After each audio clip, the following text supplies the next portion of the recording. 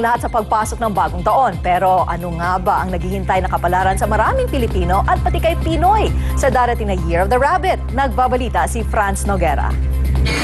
Araw sa pagiging mabait, tapat, mapagpakumbaba at wais sa mga kuneho o rabbit. Ang hayop na sumisimbolo sa susunod na taon sa Chinese zodiac. Ayon sa psychic advisor na si Rosa Manuel, mas pinaswerte pa ang New Year dahil sa perfect combination ng double one na nasa 2011. Magiging malaguraw ang ekonomiya ng bansa dahil patuloy na papasok ang mga foreign investor.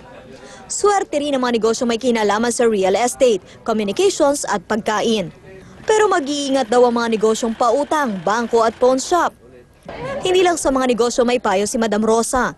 Kailangan ding pag-aralang mabuti ni Pangulong Aquino ang kanyang mga magiging desisyon. Kailangan mag-ingat dahil may mga tao na inuunahan siya. So kailangan mag-ingat.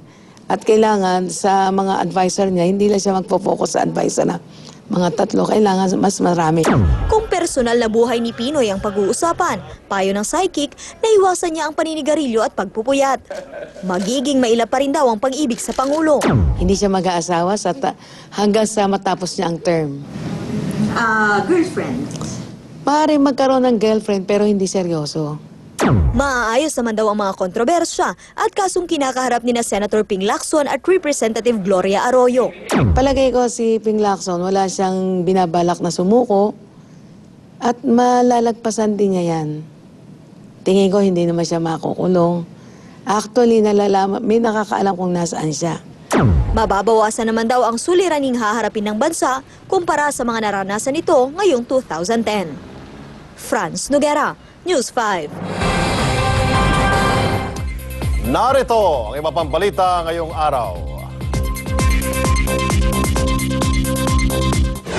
Presyo ng mga produktong petrolyo posibleng tumaas muli bago magtapos ang 2010. Minimum fare sa LRT posibleng gawin ang 30 pesos sa pagpasok ng bagong taon. Pero good news, singil sa kuryente, bababa raw sa buwan ng Enero.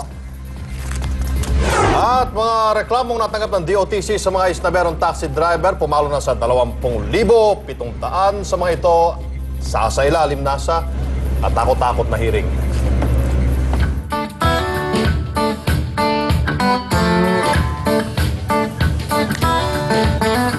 At eto na Martin, ang ating kwentong kakaiba.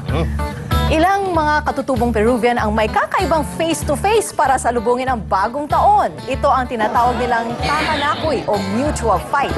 Lalaki, babae, bata at matanda hindi papatalo kapag nasa ring na. Tradisyon na kasi sa Cusco, Peru na salubungin ang bagong taon ng suntukan at tadyakan. At hindi pa sila nakainom ng lagay na yan. Oo, grabe.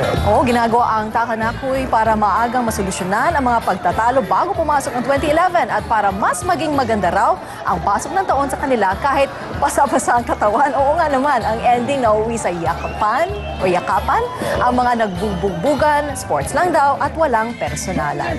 Mas gusto ko na lang yung sa China, yung pillow fight. Pwede naman di ilabas ang stress diba, sa pillow fight.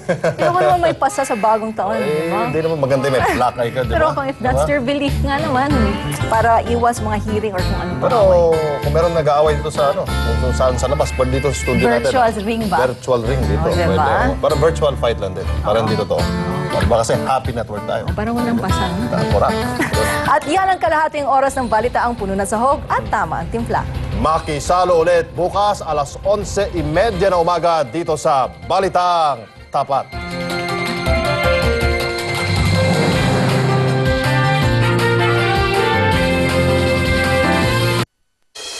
Mira,